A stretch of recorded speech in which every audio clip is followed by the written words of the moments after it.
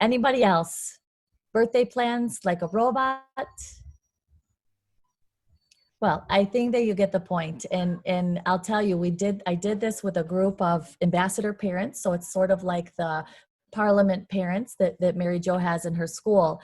And there's one lady that she's very, very, very serious. And when we started doing this, I thought, oh, no way. No way is Renee gonna do this. And so she didn't, she did start smiling and laughing and enjoyed the other presentations. And when I said, and Renee, what about you? She started laughing and she said, I can't do it. My husband's here with the camera and he's going to videotape me if I do it. So we gave her a pass. And, you know, I think that we always have to give people the opportunity to pass. But thank you for those of you who did participate. And it's silly. It's silly.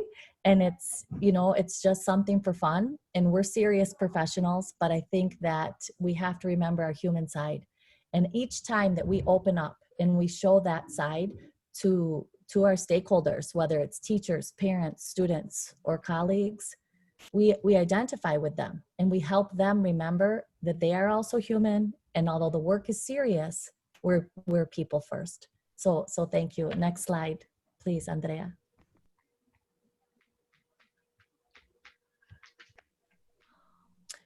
Okay, well, that's it. That's it for the activities. That was the end of Wellbeing time.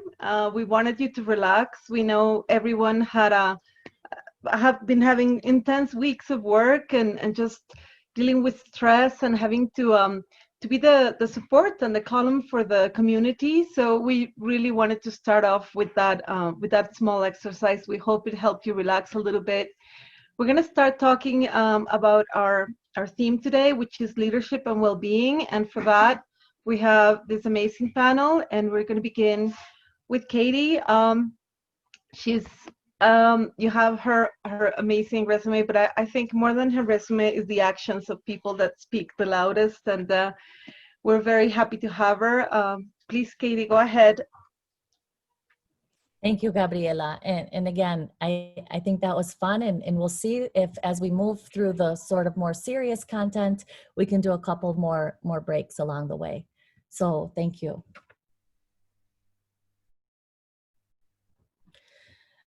One of the most important things I think that we can share with others is our true self. And so as leaders, we have the honor to be working with groups of students and adults that care about students, and the honor of working with the most important, really, treasure in others' lives, and that's their children. So I think it's very, very, very important that we show our heart, we show our kindness, and we show our care and commitment to the human beings that we're in charge of, no matter the circumstance. Go ahead, Gabriela.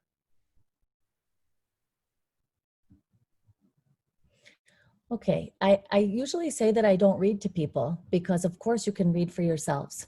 But this morning I would like to honor you in your leadership roles because you are the ones that are out there sweating and working so hard and making many, many personal sacrifices for your schools and your organizations and your families to move forward during this time. So I would like to read this quote to you, and I would like you to hear these words not only through your ears, but also let them enter your heart. And I offer this as a message of thank you, of thanks for all the hard work that you're doing. So Teddy Roosevelt in 1907, which is a long time ago, we know, said this, and I am constantly reminded of our historical triumphs at this time, right? What living through a pandemic makes us look backwards oftentimes and say, how did other people get through circumstances like this? And how will we get through circumstances like this? So just remember, it is not the critic who counts, not the man who points out how the strong man stumbles or where the doer of deeds could have done better.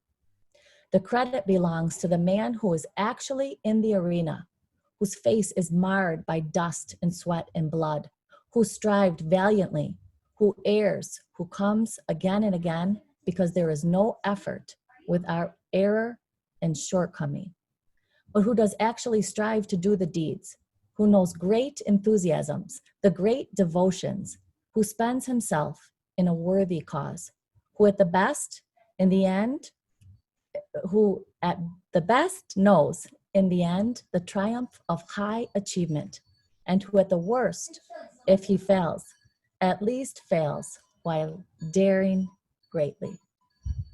So thank you for being out there and daring greatly every day for your communities. Next slide, please.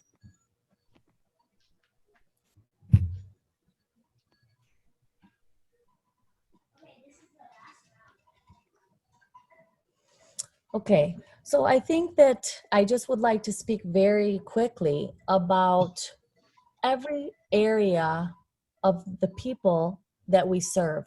Because as leaders during this time, you have many different stakeholders that are looking towards you for encouragement, for connection, and for hope.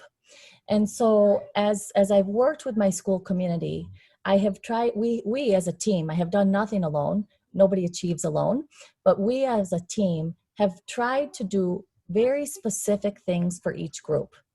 So with my administrative team, I always start every meeting with an opening question.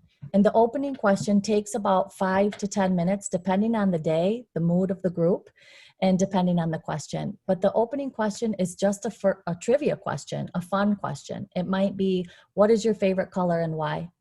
It might be, what do you like to do to relieve stress? But we go around, and each person on the team, we have an 8-member senior leadership team. Each person answers that question and shares something about themselves. We've been working together as an administrative team for almost 2 years. In every meeting, we've started with a question. And I can tell you that we know each other a lot better because of spending just those 5 minutes at the beginning of each meeting, getting to know one another on a personal level.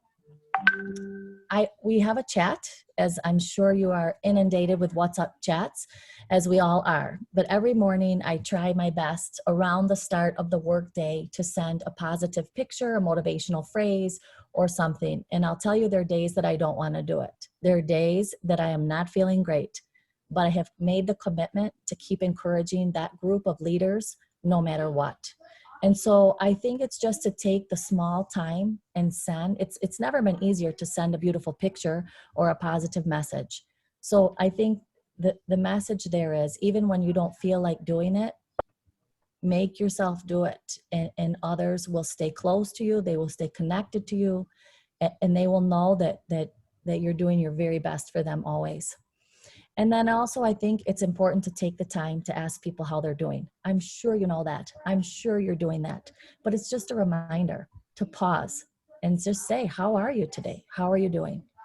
And in our busy meetings, it sometimes feels like a waste of time, or it sometimes feels like we won't get to the other important stuff if I take the time to do this.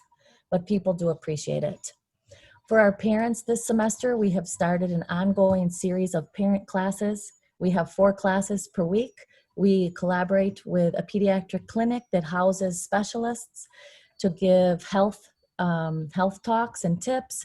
Our school psychologist has talked to parents about positive discipline, about irrational thoughts, about mean treatment among kids, all those types of things. And our administrators, our senior leadership team, takes one class per week and talks to parents about something they're passionate about. And just we've created just that positive space for parents to come together and feel an additional network of support. With our students, we have really relentlessly pushed our teachers to incorporate personal connection and time, not only in their classes, but also to reach out after school, schedule one-on-one meetings, invite kids to come after school to play a game. And those are types of things that are so much so much more easily done on campus, right? We can run out of our offices and we can eat lunch with a student. We can pull them out of class and say, hey, how are you? And so I think that we just need to remember that before learning comes the human and the personal connection. Teachers are busy, teachers are stressed out, but our human resources director created a challenge that was called Defeat the SLT. And she made groups of 7 or 8 employees, and she connected them, and each week they were sent a challenge. And they had to make a video, work together, meet, do the challenge. And although it was a little bit of extra time and we hesitated, should we be asking them to do more? It was something they really enjoyed. And their videos were amazing. They went above and beyond, as you know, teachers usually do. And when there was a week that they didn't have a challenge, they wrote to us and said, we met anyway. And we've created a chat and we're checking on each other. And so I think that it's just, we have to remember to keep all of our stakeholders engaged, and we have to be very intentional about that curriculum, right? The human curriculum, which goes hand in hand with the academic curriculum. Okay, next slide, please.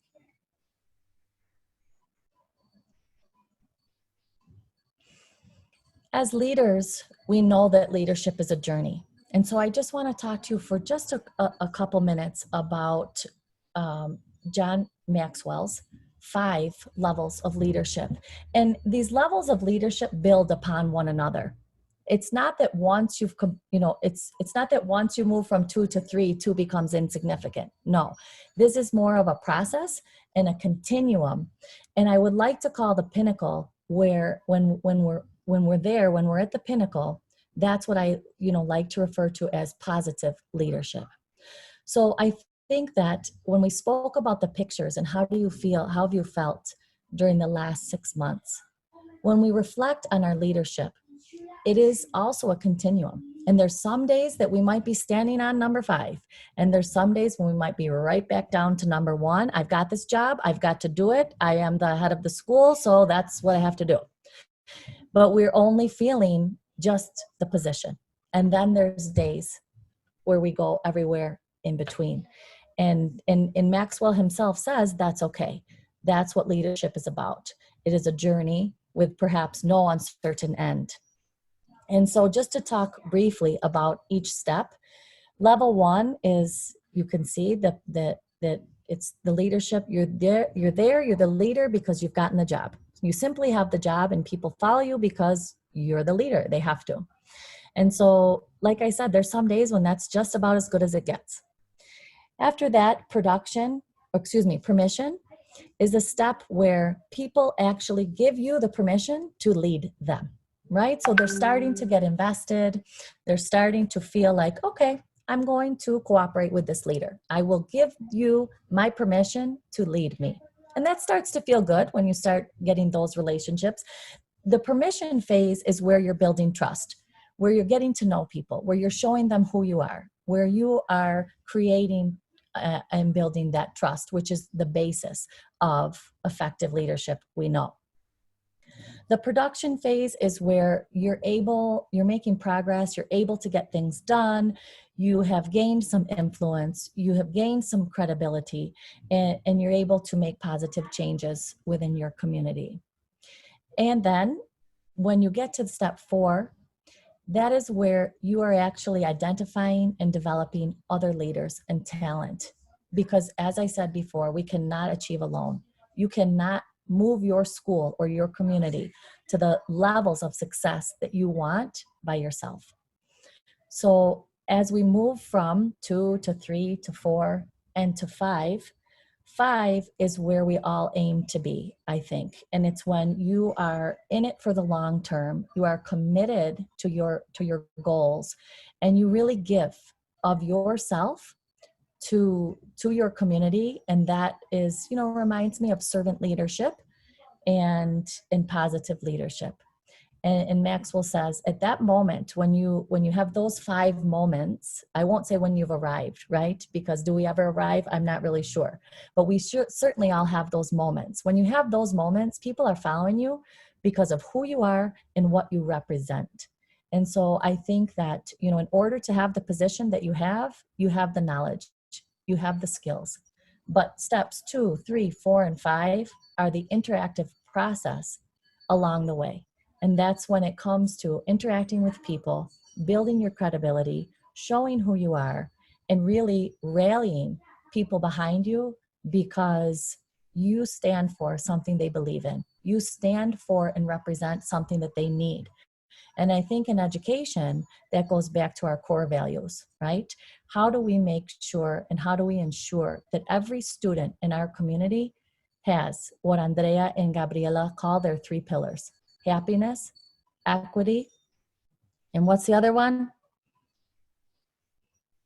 Happiness, Well, equity, and well-being, well-being. well-being. How could I forget? How could I forget that one? Because that's in everything you're doing. So it's easy to just forget to state it because it's so obvious, right? Well It's so done. obvious. Yeah, so I just refer you to, I mean, this is a whole book, right? This is a whole book by John Maxwell, The Levels of Leadership. And I just refer you to that work because I think that as leaders, our own well-being pushes us to reflect, right? When we're taking care of ourselves as leaders, we can't help but forget. When I have a day where I feel like number one, and well, I'm just got to keep this going because this is my job, I want to remember that I also have 2, 3, 4, and 5 moments. So I think that this is a nice way to incorporate well-being for yourself through reflection, and and you can congratulate yourselves for those moments where you're at a 5 and a 4. And I tell my staff continually during this time, every single one of you is a leader right now, because every single person is looking around them right now to see where's the inspiration, where's the hope, who's doing well right now, and how are they doing it. So we're all leaders in this time, and all of your teachers are leaders, and everybody in your community is really a leader right now and going through these emotions and going through these levels. And I think it goes back to reminding ourselves to be kind and to recognize that if you have a one moment or a one whole day, it's okay, because you also have 2, 3, 4, and 5 moments going on at the same time. Thank you, Gabriela.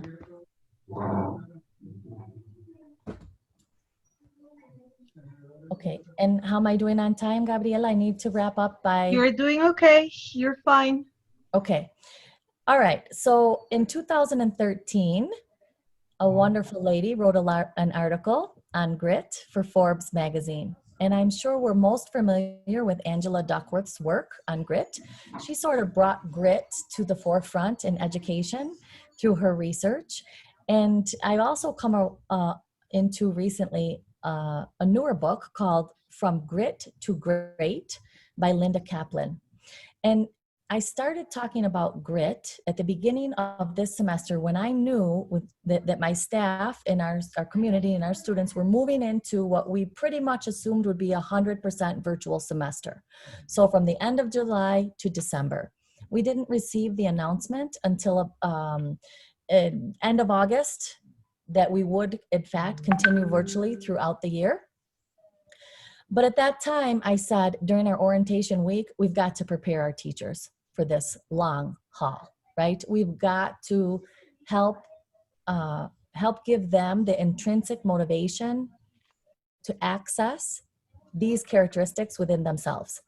Because in this article, they talk about your ability to be successful, your ability to be gritty is all about how well you can access, ignite, and control these characteristics within yourself. So let's talk briefly about each characteristic. And again, here's another continuum. You may have a day where you're really strong in one area, and then you may have a day where you're really weak in that same area. But it's about constantly reminding yourself that you have what it takes inside of you. You just need to access it, ignite it, and control it. Okay, grit is an attitude more than anything else. So in the article, the author asks us to do a self-check. Here are 5 characteristics of grit. How many do you have? So the first one she talks about is courage. Courage defined as the ability to manage your fear of failure.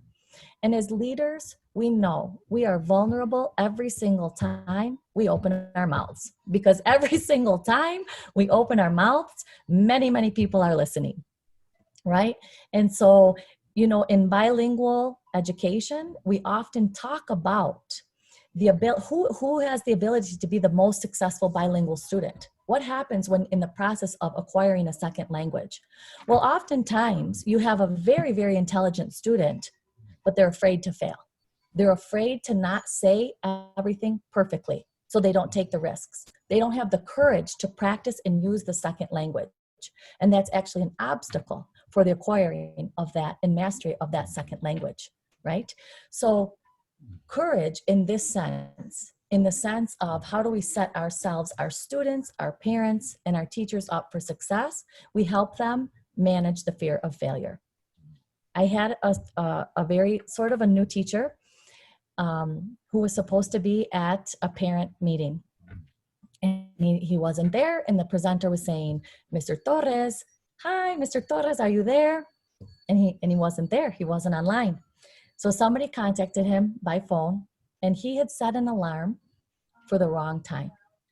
So he got on the meeting. He was visibly nervous, and I said, uh-oh, this is not going to go well if he doesn't calm down. And in the background, you could hear his alarm going off. And he said, oh no, that was my alarm to be on time for the meeting. And so I wrote in the chat, Mr. Torres, thank you for being with us this evening.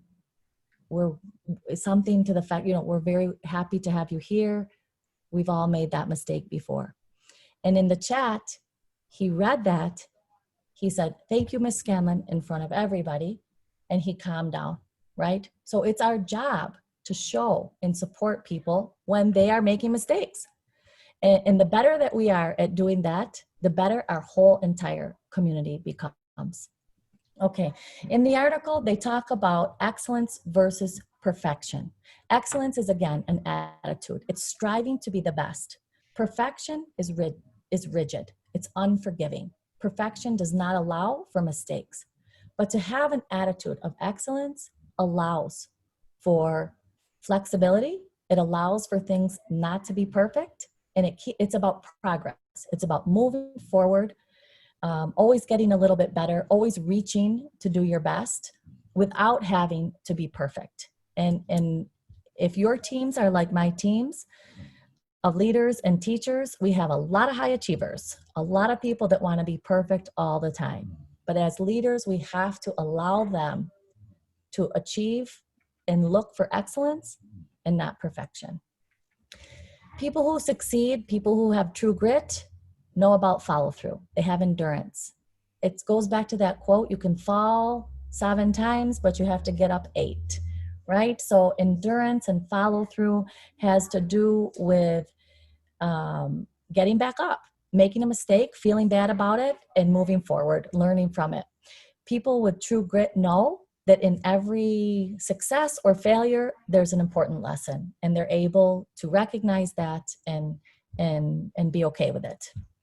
So resilience is a word that we hear, I think now, perhaps more than ever. And resilience is about being optimistic, being confident, and being creative. I think that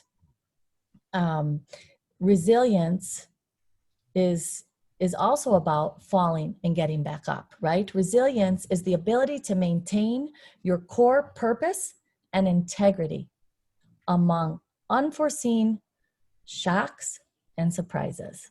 What better talks or speaks to us about the pandemic than resilience, right? The ability to maintain your integrity and purpose amongst unforeseen shocks and surprises. And people who have grit are conscientious. Conscientious in the sense of it's not just about being dependable, right? Leaders tend to be dependable people, meticulous, impeccable, detail-orientated. But it's just a little bit more than that. It's about being all of those things, but also having the go for the gold mentality, the racehorse vision, right? Nothing is going to stop you from achieving your goal. And that's also about the incorporation of long-term goals, which give us purpose, which give us passion, and remembering day to day what those long-term goals are. So I think that there are many, many examples of grit in our world. And what we need to do is point those people out to our students, to our parents, bring in guest speakers that you think represent grit, and have them talk about how they became that way. The author also talks about the fact that grit is a muscle. Grit can be taught. And so we have to, believe at this time, explicitly teach our stakeholders to have grit. And I will just go back to, again, gratefulness, gratitude, and recognition. No, that's fine, Gabi. I'm ready to move forward. Perfect. I share this example with you because we need to flood, we need to inundate our colleagues and the people around us with positive messages at this time. And so I try very, very hard to do a combination of audios, videos, and written statements to the staff, to the parents. And this is just one that I wrote recently to them. And I said, this is a simple message of thanks. Thank you for moving our school community forward with grace and endurance. Thank you for being patient and for loving what you do. Thank you for smiling at your students. Thank you for being a part of our vision for success. We continue to receive many messages of thanks and praise from parents who recognize and appreciate all that you do every day. Our teachers are tired. They're exhausted, but they're champions, and they're not going to give up on our students. And you know that's what motivates them to keep going to the screens every day, or figuring out how to be a hybrid learning teacher. And so please, please, please make sure that you're telling them explicitly what you're grateful for about them. Next slide, please, Gabi. And I would just like to close with this quote that really spoke to me, because again, we know that we have to be experts in our field. We have to know about education and how to move education forward as instructional leaders, as managers, as all those very, very important skills. Our skill set is very important. But above all, we have to remember that leadership is not so much about technique and methods as it is about opening the heart. Leadership is about inspiration of oneself and of others. Great leadership is about human experiences, not processes. Leadership is not a formula or a program, it's a human activity that comes from the heart and considers the hearts of others. It is an attitude, not a routine. So thank you so much for sharing with me this morning, Andrea and Gabriela, for giving me the opportunity to speak to the forum. I'm thankful to this forum, and I'm thankful to you for helping us get through this together. Woohoo, Katie, that was amazing. Thank you so much for leading us today from your heart, for helping us connect and reminding us that we are people first and we need to show our human side, and for acknowledging that we are always looking for inspiration. And today you have been that, and reminding us how to be kind. Thank you for being so kind to us today, Katie. A huge applause, a huge hug. And with that, we go on to Mary Jo Gill, who's here to also illuminate us and lighten up our way with all of her 30 years of experience in the educational field. I also had the honor to work side by side with Mary Jo, and she's made an impact and left a print in my own professional career. And here she is to inspire us all today. Welcome, Mary Jo.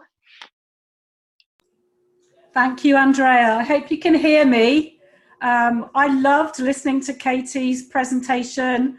I particularly really appreciated the quote from Teddy Roosevelt. Thank you, Katie. I'm going to use that in my school. I think it's very inspirational, and I think it really touched our hearts. So I have 35 years now experience in education. I'm currently working on the Caribbean coast as a rectora, or head of school of a British international school. I have experience of working in 4 schools as a rectora, and I'm now going into my 4th year at the British International School of Barranquilla.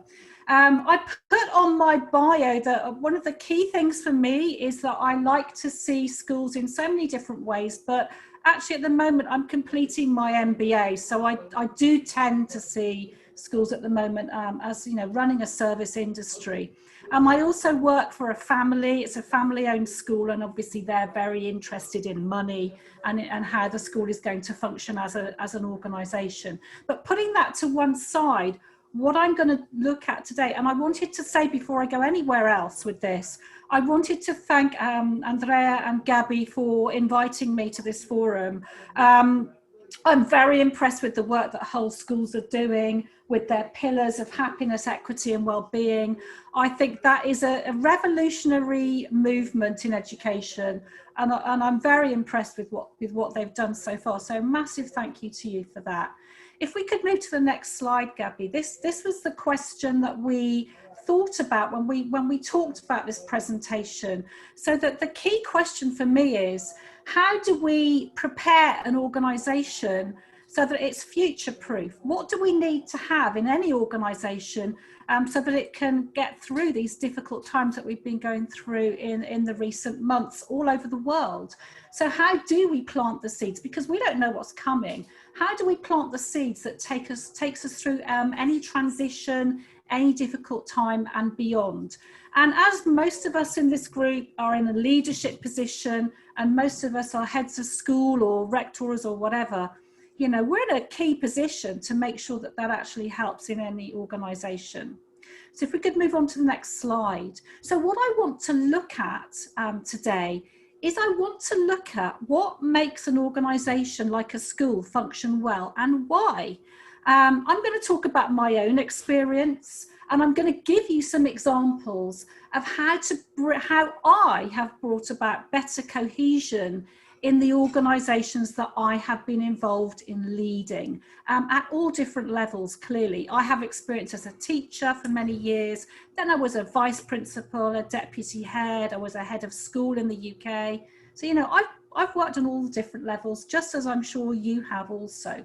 So how do we bring about that cohesion in an organisation so that it can survive these difficult things that happen in the world?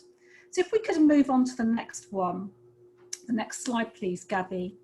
So my central belief is that good leadership leads to well-being in the organisation. So good leadership is about understanding how the organisation works and then helping it to function well. Okay.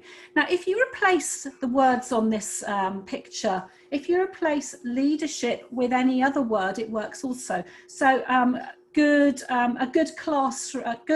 leadership leads to well-being in the classroom. Sorry, replace organisation.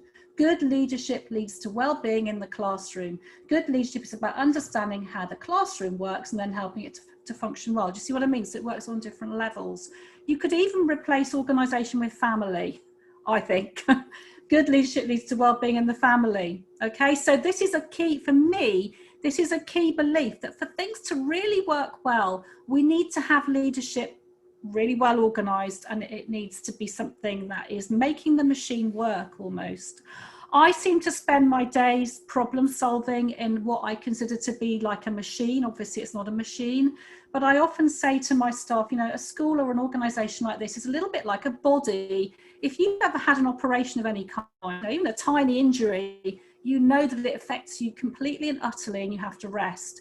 So if we change one part of an organisation, the whole organisation is going to be affected by that. So we have to be very careful with schools, and we have to treat them very gently almost.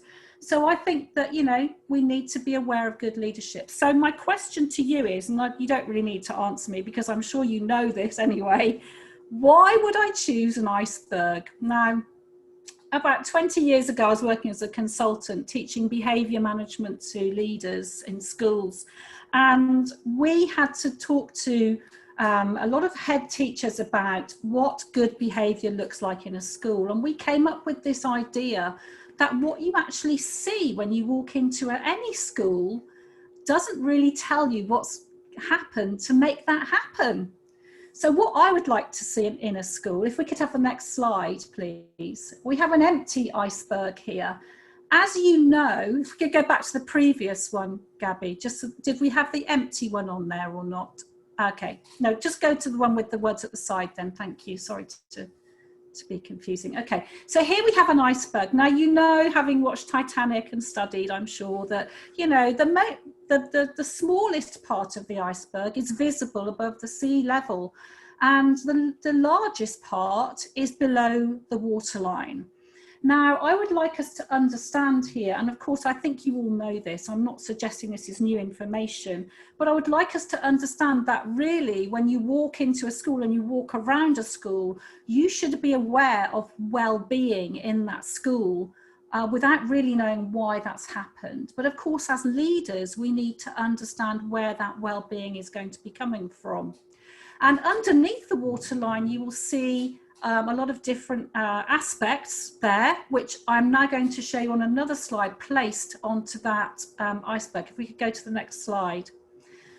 So basically, when you want well-being to work, you need to have at the very bottom of your iceberg, at the very bottom of everybody's heart, what do you believe in, and how do these beliefs that you have impact on the values that you are going to share and use in your organization. From your values, as you know, comes your focus and your mission. And then from that, you've got your strategic planning, which we all have to have in place. But further up the iceberg, underneath the waterline, we have high quality communication and trust, high quality teaching and learning, high quality curriculum and branding, all those things together. And I'm sure there are many, many more, but all those things together, if they work well, they're going to lead to a sense and a feeling of well-being in the whole organization and in what people experience on a day-to-day basis. Okay, so starting with this idea that well-being comes from within and comes from us as leaders, making sure that the things underneath the waterline are working, then we will see well-being. Okay, that is how I see it, and this is how I explain it to people that I work with. And I think it's just another way of putting it into a picture form. But the most important thing here are the deeply held beliefs. So if everyone shares those deeply held beliefs and values, everything else seems to sort of fit into place, and it tends to work better. Now, it's quite interesting listening to Andrea. She said she's a landscape artist. This is really interesting for me because I didn't know she was a landscape artist. I knew she was an artist because I've known her for several years.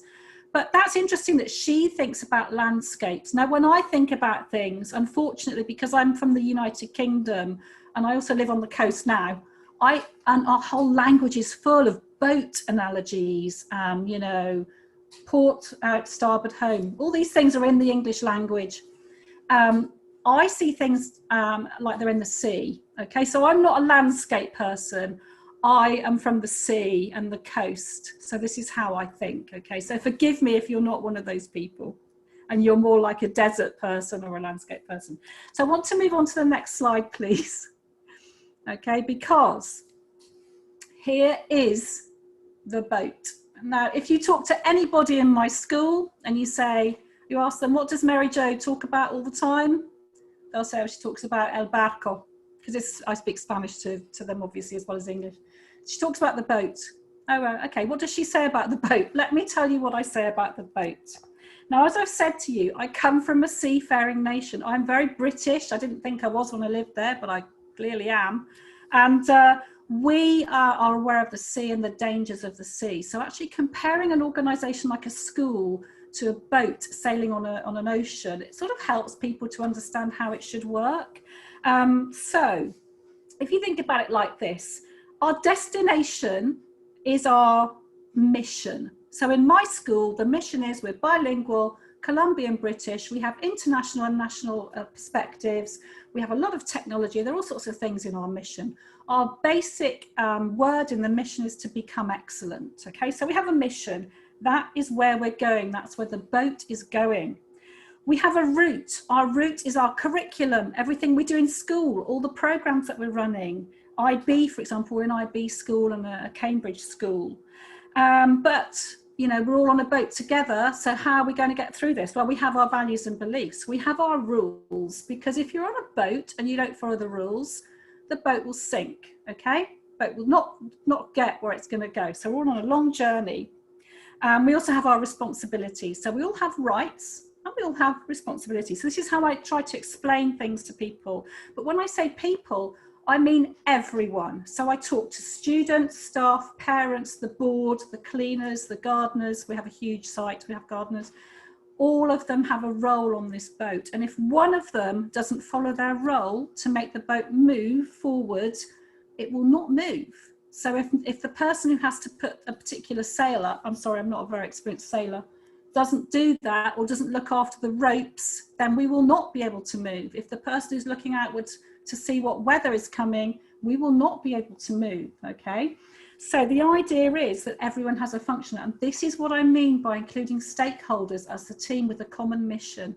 So going back to leadership, I know that Katie mentioned this also, it is about keeping your stakeholders totally involved with the journey, okay? So the parents, they all believe, and they've written to me and they've said, Mary Jo, on your boat, this isn't happening. And I'm like, they're talking about my boat. I mean, obviously I don't really think I'm on a boat, but they do believe they're on a boat. I had a parent who wrote to me and said, my son isn't able to do this. It's not fair on the boat. And I wrote back and I said, on the boat, some things are not fair. Sorry. And we went from there, okay? So it really helps people to access what the organisation is, because not everyone is experienced in running an organisation. Why should they be? They've got other jobs.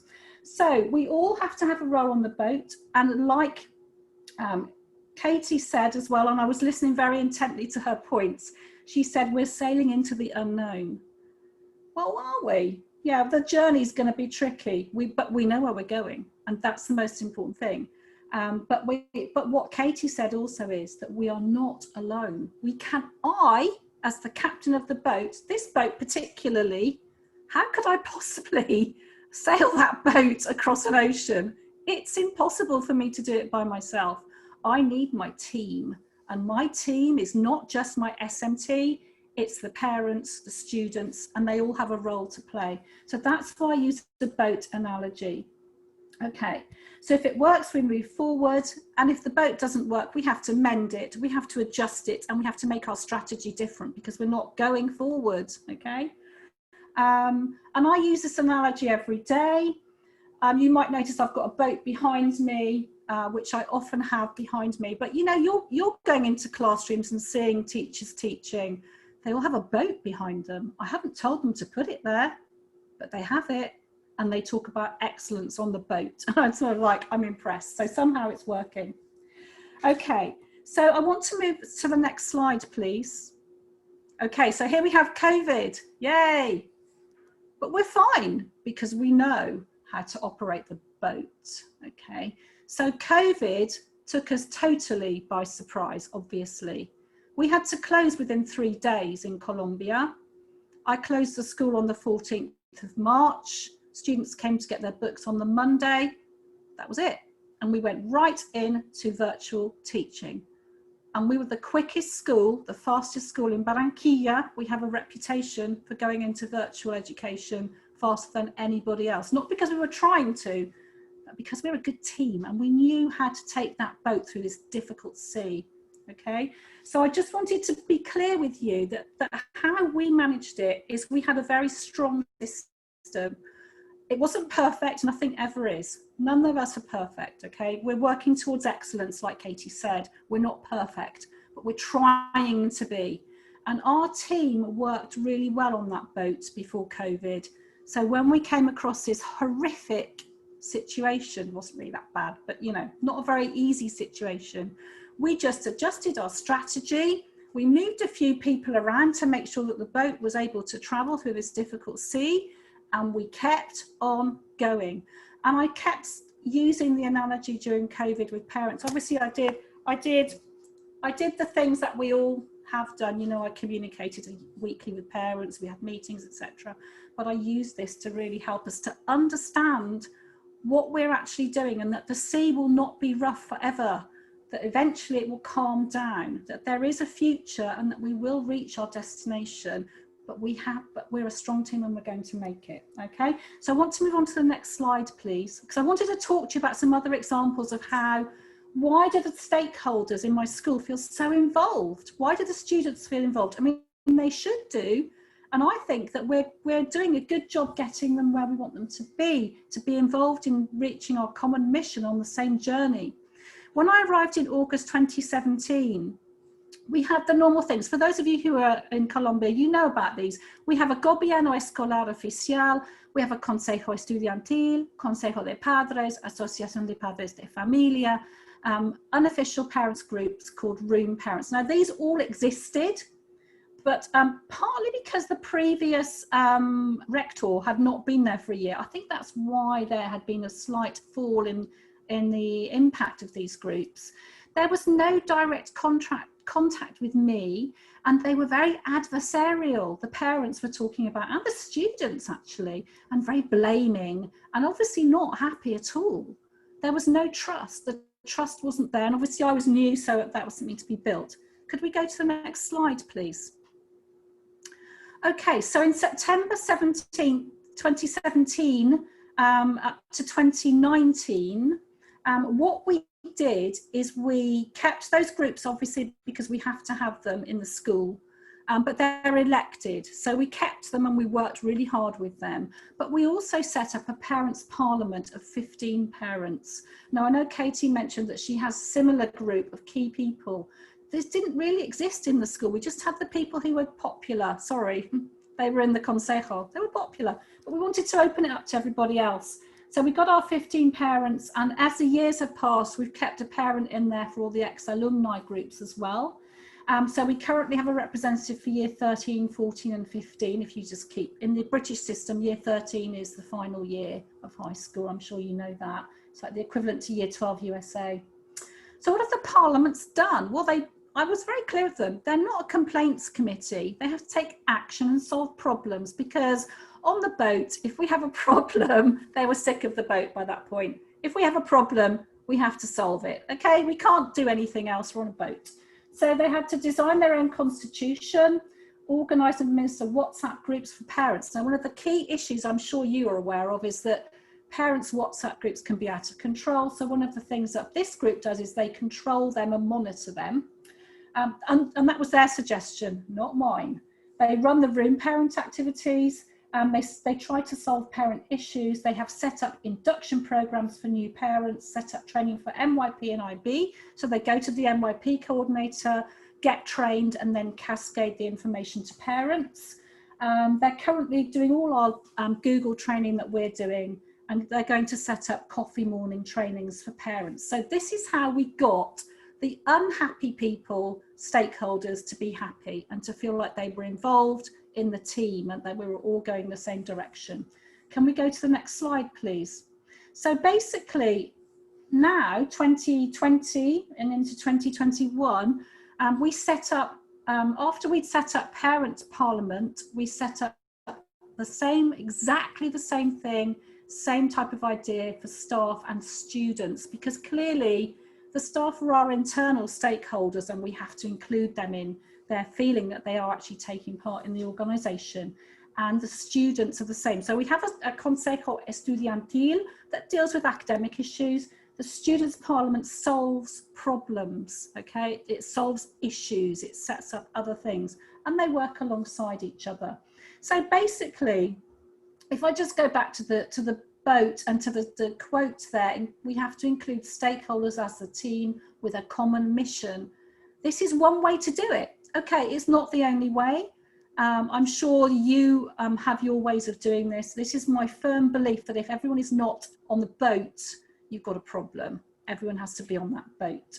So if we could just go to the last slide, I think that, you know, what makes an organisation function well is to have cohesion and to have everybody involved and everyone clear about what they're doing. Not only does that bring about trust, but it also brings about progress on that journey.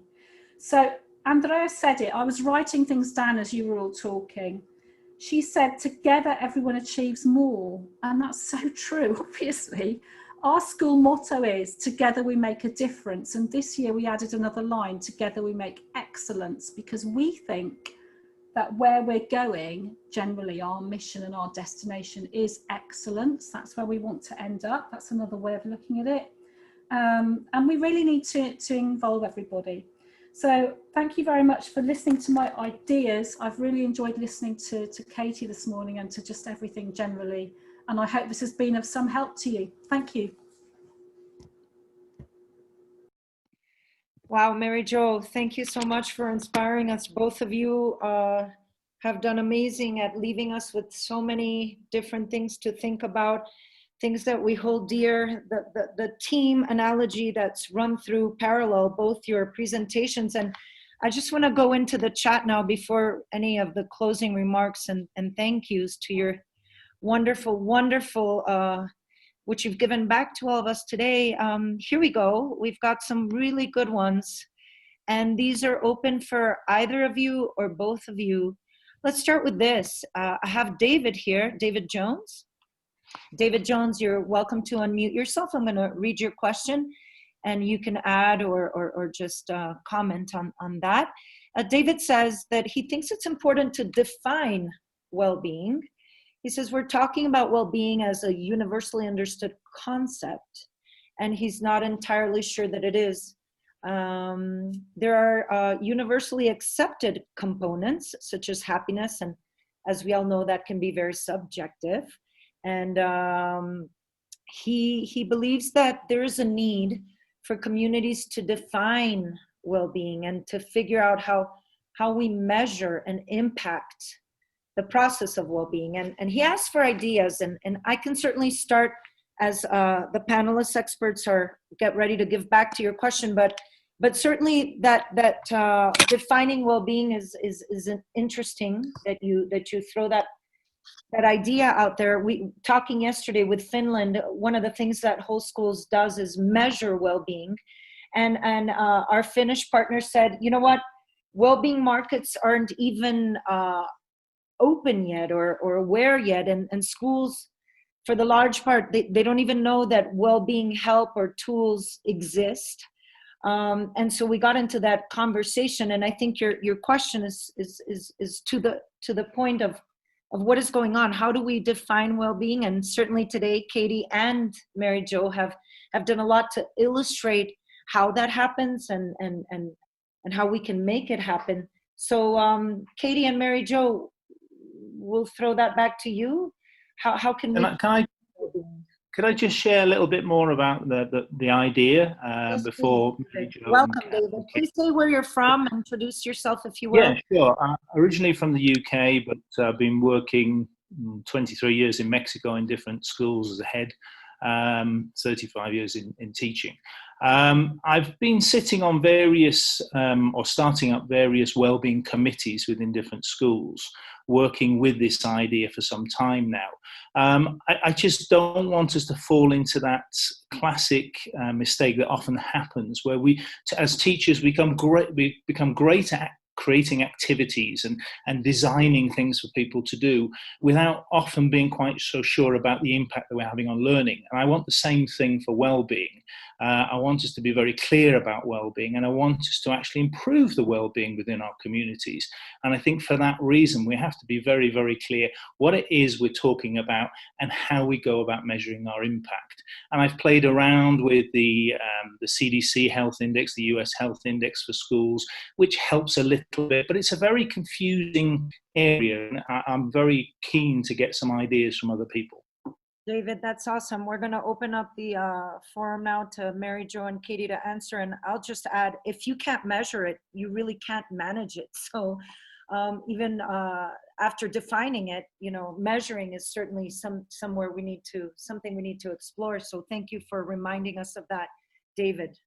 And opening up to Katie and Mary Jo, if you want to tackle David's question or just... I mean, I can give you my perception of what you're saying. I mean, my view is that if you have a well-run organization and you're constantly using having well-being as one of your aims and objectives, then I do believe that it's going to be part of your strategic planning, and therefore will be something that is considered to be important. I think that's the first step, isn't it? That what we're doing now in this particular session is highlighting the importance of that and analysing, you know, where does that actually come from? My own belief, having been a behaviour and attendance consultant like 20 years ago, is that it actually does come from good leadership at all levels, because like Katie said, and I agree with her totally, we are all leaders in our own, you know, in our own lives. With a leader of our life. Do you know what I mean? If we don't lead our lives properly, that's not going to work.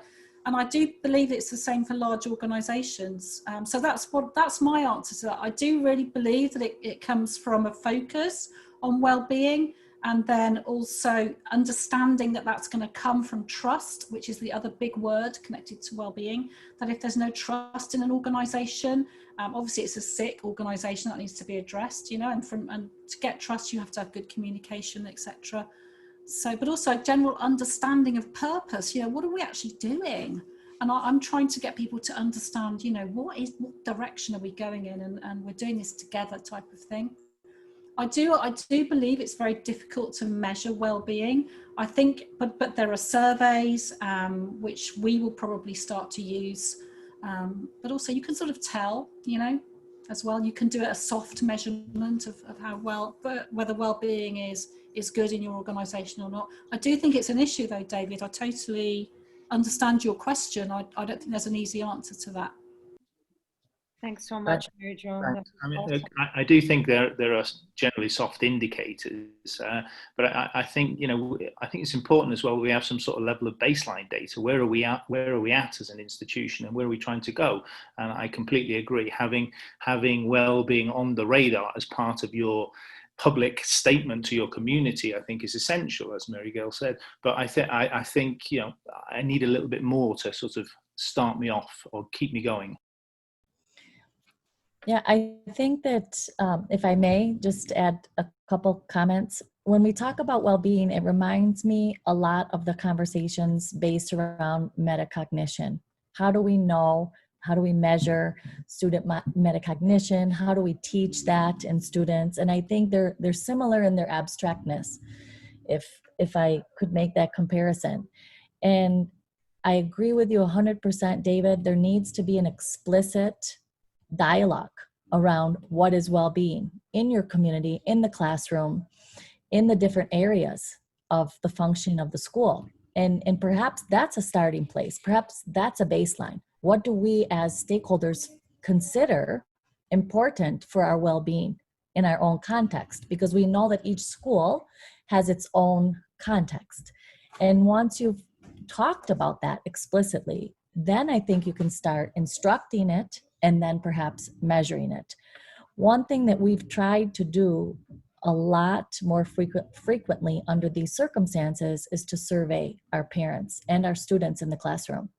And so I think that through the design of those surveys, you can perhaps start to get a baseline and in terms of satisfaction. Are you able to learn? Are you distracted? You know, how do you feel when you're at school? Those types of questions. But I do believe that there's a lot of room for development there, and that, you know, it's a worthy cause. I think that we all know intuitively and instinctively that the best learning happens in the classrooms where kids feel the safest, where they want to be there, where they enjoy being around the teacher, and where the environment feels good, right? So I think that there is work to be done, but that the instruction needs to be explicit, and that those dialogues have to happen within your own communities. Thank you. I think it'd be fabulous if we could somehow find a way of sharing different ideas on how we can do this, because I think it's incredibly complicated and complex, but fascinating. And I think working together, I'm sure we can do some amazing things. Thanks so much, David, for your question. Mary Jo and Katie for you know, illustrating and enlightening some of the ways that we can start to think about this. I would like to add that, as Mary Jo said, the first stage is creating the awareness. Once we're aware, then we can actually, you know, have a focus.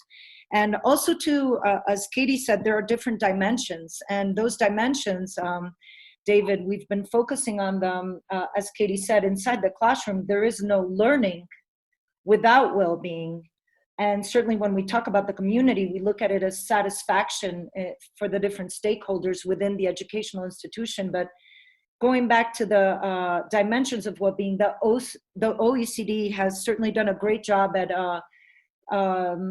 figuring out those 4 different dimensions. One of them is academic well-being. The other is the social and emotional skills toward well-being, the relationships that construct well-being, and of course, the physical component of well-being that cannot go unacknowledged or unattended. And when we're able to measure those, and our friends, the Finns, through artificial intelligence, have been able to find a way to actually measure and bring real-time live data into teachers' hands, into the principals and directors of schools' hands, whereby they can take that information and put it towards making decisions whereby resources can be allocated towards improvement, towards directing better programs, towards social and emotional learning. And you know where it all starts? By simply asking the student or the teacher the question, how are you feeling today? And well, it's a lot more complex than that, but we start at the very simple point. How are you doing today? And anyway, more of that to come, but let's pop over to the next question. Thanks again, David, for participating. You've enriched our conversations. I'm gonna go to Diego. Diego says, how do you define, and here's another abstract concept, happiness for students in the school setting? He asked this because it can mean so many things to different people, or it can simply just mean getting my way when I want it. Hi, Dieguito. Very, very well said. And well, for me, happiness, I think, can be measured in satisfaction. When we translate happiness, that very subjective term, into something more objective, which is how satisfied am I with the learning experience, or how satisfied am I with the infrastructure of the school, or the relationships within the school, or the extracurricular experience. If we frame happiness within satisfaction, it becomes a little bit more manageable.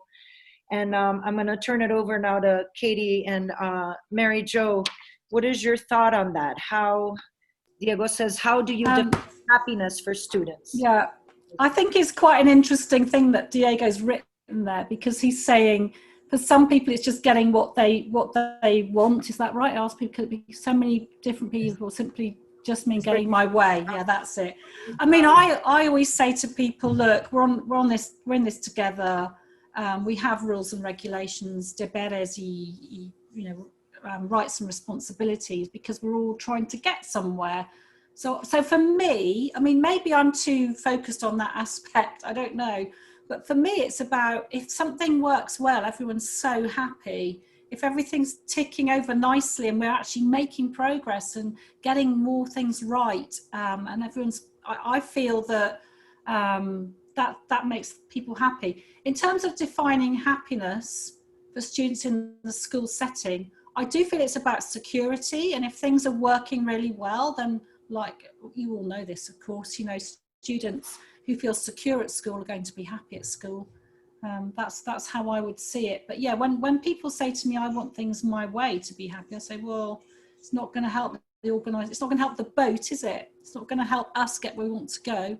If you do that, you have to do what's right for the school, really, what's right for the group. But yeah, definition of happiness for me is about security for the student and for everybody, and trust. So again, elusive concepts at times, but I would say that our function as a school is to create within the student a love of learning. So if you are at school every day and you are creating a love for learning, you are creating something that the human condition really does create a state of happiness, because we know that we like to learn. We feel good when we're learning. And so the school has an advantage in that sense, that one of our core functions will lead us as human beings to greater happiness. And I think, I always tell my students and my own children, it feels good to be good, right? So people know innately that when they're achieving, that when they're learning, that when they're doing things for others, when they're searching for excellence, when they're being respectful, all of those behaviors that as a school and an institution we try to teach the students, they are naturally leading towards greater happiness and satisfaction in the students' lives. And so in our school, we always talk about our 3 founding principles, and they are respect for the individual, quest for excellence, and service. And so we talk to the kids about the fact that we as adults in the school aim for those same 3 principles. And I think that having those shared common goals helps us also to achieve that happiness. And when we talk about the future of education and what holds us together, it comes back to values. And so I think that over time, throughout time, values and virtues lead us towards greater happiness, and that has been proven over time. Thanks, Kate. Thanks, Katie. That was actually a very inspiring, very philosophical. Our conversations are turning into, but you've both been able to ground them, Mary Jo and Katie. We admire you very much for grounding it on the basis of what it is our purpose is. You all keep bringing us back to our purpose and leading our communities and being an example and a role model for our teachers, the parents, and never forgetting, as Katie said, that the student, the child is a treasure that we hold in our hands. And if we can always, go back to that, and every decision we make revolves around that, then we have something that we share, and a common goal, the common goal. And thanks, Katie, for reminding us how good it feels to be good. Let's continue to be good for ourselves, each other, and our communities. Thank you so much, Mary Jo, for reminding us that it is our duty as educators to create this awareness, to help each other, to help our parents understand. And together, as you said, and you used the analogy and the metaphor of the boat, to face these challenges together. We want everybody on board, because we're not just providing solutions and services. What we're doing, there's a much higher purpose, which is we're transforming. We are all caught in the midst of this COVID pandemic, which has thrown us 10 years into the future, and the education sector is being affected for short and long-term goals, long-term consequences. So let's take this and remind ourselves that this is an opportunity, and we're transforming day by day with everything we do. We're leading this movement in education towards well-being, and let's keep that at the heart of everything we're doing. And today, both of you, Katie and Mary Jo, you led by example, you led with your hearts, and you showed us how to connect as humans. We're people first, and how to bring back the joy in learning, and learning for ourselves first and foremost, for our parents, the immediate school communities, for our leaders, the teachers, and the students, because we're all leaders in all the different scenarios. Our teachers are, our students are, and we're leading the way. So we're leading the way, and let's not forget and lose sight of that. We're more than just having a set of solutions and services we're proposing, but we're transforming. We're transforming education one day at a time, one well-being action at a time. Thank you so much for showing us how to do that today. And thanks to all the viewing audience that are with us. You're amazing. You're what makes this happen. And let's keep together. Let's stay in our community. Thank you very much. I'm opening up the mic now for everybody. Comments and just goodbyes. And a beautiful quote by Gabby. She always knows how to bring us together through images and beauty and beautiful words. Gabby, do you want to open up your mic and read that for us? It's so pretty.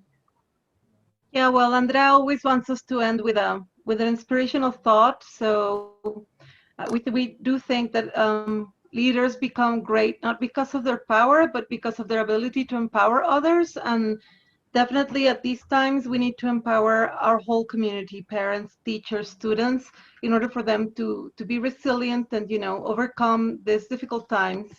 And we always also want to leave you with a little fun, because as we started with Katie, we just need to not lose our sense of humor. And definitely, let's try to keep this sense of humor, to not lose our sanity. Try not to be like the little kid going nuts because of so many Zoom meetings. And we do appreciate the valor of getting into a Zoom meeting willingly on a Saturday. But we hope you found things that will help you deal with all the challenges you have at work.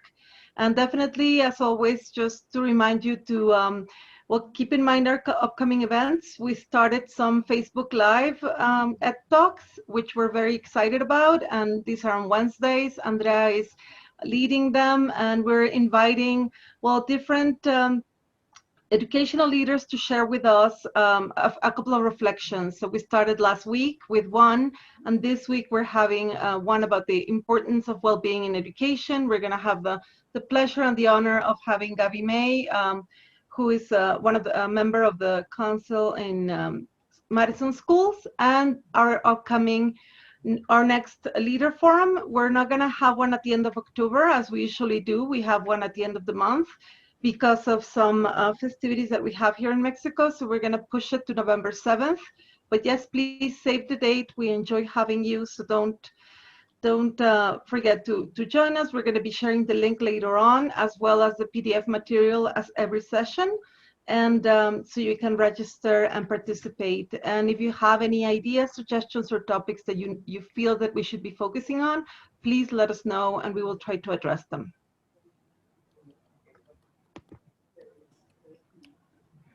Thanks, Gabriela, for always putting everything, all the details into the devil's in the details, and Gabriela's in everything that we do. She's amazing, and this is about what we've constructed together. And together, everyone achieves more, team. And that's how I feel we are at Host Schools, and that's how I know you are, and you all role model that in your leadership positions. Thank you, thank you, thank you. And open mics to say goodbye, send best wishes. We'll see you next time. Bye. Bye. Thank you. Thank you.